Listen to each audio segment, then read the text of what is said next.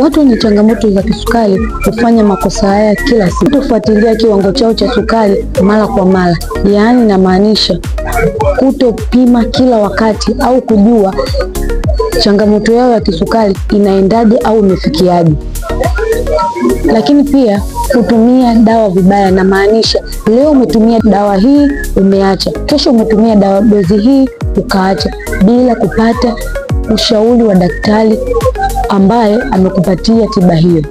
Lakini pia kutozingatia lishe sahihi, na maanisha kula vyakula ambavyo vina wanga mwingi ambavyo hupelekea sukari kupanda kwa haraka zaidi, au kula vyakula vyenye sukari ambavyo si salama kwa wewe mwenye changamoto ya kisukari. Mambo haya au vitu hivi watu wengi wenye changamoto ya sukari huvifanya bila kujali changamoto yao ya sukari. Hivyo basi, share video hii kwa watu wengi waweze kujifunza kuhusiana na changamoto ya kisukari. Afya yako ni mtaji wako.